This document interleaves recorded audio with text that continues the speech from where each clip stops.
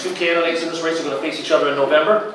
Representative George Moraitis, who is here, is a Republican from Fort Lauderdale, elected to the Florida House in 2010, graduate of the United States Naval Academy, real estate attorney, seeking his fourth term in the House. His opponent, Ken Keachel, is a Democrat, an attorney, and former president of the Dolphin Democratic Club. He was elected to the County Commission in 2006 and served one term. Okay, so I've got you all to myself here. Great. Let me begin by asking you this. And that is, it's a question I certainly would have asked you both if Keachel were here as well. You voted in the 2016 session, Representative Moraitis, for House Bill 4001. I'll tell you what that is. You'll remember it. That's the so-called campus carry bill that would have allowed people, including students, to carry weapons on the campuses of our colleges in this country. That bill passed the House and never was passed in the Senate. It was killed by a senator from Miami. Tell us why that was the right vote on that issue. Thank you, and first of all, I just want to make a brief comment. I want to thank everyone for coming. I want to thank the support that so many of you have given to me over the years in supporting this area, in particular Port Everglades. That is my top priority issue is Port Everglades. It supports 200,000 jobs and is deepening and widening. I'm glad Glenn gave us that update. I've offered to help with that in the press, whatever we need to do to help beat this effort back, because we have to have the support go forward. But to answer the question, the bill basically would allow anyone over 21 years old to have that has a concealed weapon permit to go onto the campus. And FSU had a shooting on their campus in the library. Unfortunately, the police responded fairly quickly, but again, a lot of the comments we received were, people shouldn't have to sort of check their rights out just because they walk onto a college campus. And so I agree that there can be a problem with youth and guns, but the bill did only allow over 21-year-olds to have it. Okay. Let me ask you a 30,000-foot view question, and that is, as you are a Republican member of a Republican House, and you are one of, or maybe one of only two, or maybe the only Republican House member from your delegation in Broward County. Only one. Okay. That's not a new situation. But I want to ask you how you. It's often said in Tallahassee that the rank and file members in the House have to toe the company line. Leadership tells you how to vote. Leadership dictates how you vote on major issues. I'd like you to address how much truth there is to that, and how you balance being a Republican, loyal to your district and your leadership, and also being in a Democratic county.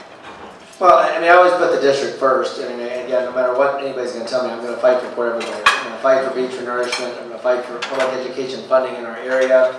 I have taken votes against our leadership. By and large, you share the philosophy of the leadership, so it shouldn't be that difficult to vote for a lot of things that are being proposed. I would also say that there are things like there was a wage ordinance that Broward County has that allows for an arbitration for people who have not been paid properly to, instead of having to go to court, to go before this arbitration panel. I did not support efforts to repeal that. So I've also been given a lot of awards by different local government organizations, League of Cities, Association of Counties, for my support of local government. So the balance has been, I want to work with the Republicans, obviously I am one, but I also have had a fantastic relationship with our delegation in Broward. It's like I said, it's mostly Democrats, but the truth is, a lot of these issues that we fight for, we've got homeless funding for Fort Lauderdale. That was an issue I fought with Bobby DeVos. I fought with a lot of issues with Glenn and Jim over the years. Again, a lot of these issues we fight for in Tallahassee are more regional. Joe Geller, I saw him here as well. Again, a lot of these issues really are bipartisan when it comes to our area. Okay. You mentioned the port a number of times. I want to ask you a question about Port Everglades and about this larger community, the 17th Street Causeway, the Convention Center, the airport, this whole area. Vital not just to the Broward County, vital to this region and this state's economy. And after all these years, talking about the more things change, after all these years, we're seeing there's finally beginning to be some movement in getting a signature hotel at the Convention Center, which is what I wrote stories about this in 1986, so it's been a while. But here's my question. I love coming back here to visit, but traffic in Broward County, which has always been a challenge, is just, you can feel this part of town just groaning under the weight of all the traffic. What is the state of Florida, what can the legislature do to help a growing community like this cope with traffic problems? Well, the state has a $9 billion infrastructure program. It's called the WORK program for Florida Department of Transportation. And when it comes to local infrastructure needs, basically the county has a process to decide what they're going to do. They take input from the communities. I don't really favor a top-down approach to something like this. I do like what we have, which is that the county, through this called the Metropolitan Planning Organization, submits requests. Now, as a legislator, sometimes I get involved. The city will say, we didn't make it onto the request this year for whatever reason. The airport authority has come to me in the past and asked for a special appropriation or help in that way. But I really do favor the local governments and local agencies bringing that stuff up through the Department of Transportation work program, and then we review it as a legislature. When you get around District 93 and people talk about quality of life issues, what kinds of issues do you hear about the most? Well, I mean, people are always concerned about crime, and keeping our communities safe. That's a huge quality of life issue. I just heard someone today, the German guy said something like, my wife says this is a very high crime area, maybe we should move. And instead of saying maybe we should move, maybe we should do more to kind of invest in the community, affordable housing, the law enforcement. So those to me are the main quality of life issues that we have. I would say stagnant wage growth is another problem. It's another reason I'm huge on Port Everglades, because a lot of these are blue-collar jobs, union jobs that, again, that pay people well, even if they don't necessarily have a master's degree, from a university. So those are the kind of things that we can do, I think, to help. I want to ask you, as a Republican who has constituents of both parties, I want to ask you to give me an example of an issue, any issue, in which you, as a Republican, don't agree with the mainstream thinking of the Republican Party. Again, the wage ordinance was one of them. I tend to be a little more pro-union. I've definitely been a lot more supportive of, say, the firefighter, the police unions. I've been more supportive of efforts to preserve, again, kind of these jobs and efforts to keep the wages high.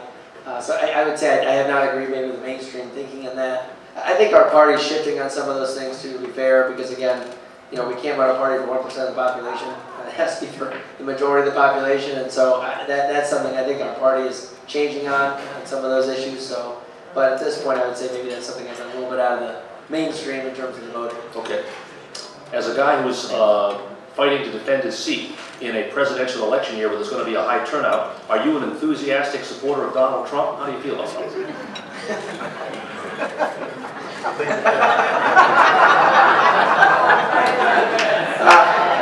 Well, good question. I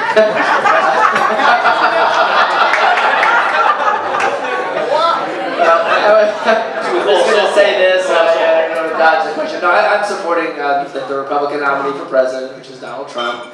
He wasn't my first choice in the primary, my second choice in the primary, but he is the nominee at this point. So I do feel that he's in the best position to change the trajectory of our country. But again, I've got a lot of friends who are Republicans that disagree with that viewpoint and what does have to say. I don't want to sort of get too tangled up in his race when I'm running my own race in this area to fight for our area. I understand, but I asked this follow-up question in all seriousness, which is this. This is what some Republicans around the state that I talk to are concerned about. If Trump tanks in the next 6 to 8 weeks, a lot of Republican voters in places like Gulf Ocean Mile and Lighthouse Point are going to say to themselves, I can never bring myself to vote for Hillary Clinton. I'm staying home. I'm not voting. And that means they're not voting for you either. So what do you feel the need to do proactively to counteract what could be a suppressed voter turnout because people have problems with Trump? Well, I mean, obviously we're going to run our own race, and in terms of we're going to get our message out, we're going to do campaigns just like everybody in every campaign does. We're going to get mail out, we're going to see if we can get a little television out, just do the things to show that this is also a race and there are important issues in addition to just the presidential election. Again, whoever's president, again, they're in a position to do a lot for this country, but again, whoever's in the state house seat is going to be able to do a lot for this port, a lot for the beach, and a lot for this community. So I think it's important to do that. Of course, we want to see, as a Republican, want to see better Republican turnout, just like the Democrats want to see better Democrat turnout. I mean, I think we have a duty to our parties to try to do that, but I would say it's not really great for democracy to see one particular party say we're just going to stay home and not vote. Again, that seems like a third world type of mentality. So again, I'm hoping that both parties get strong turnouts. We want to see as many people vote as possible, and just have to see where the chips fall. Okay. George, we're done. No, thank you very much. Thank I you appreciate very it. much. It's a privilege to serve. Thank you.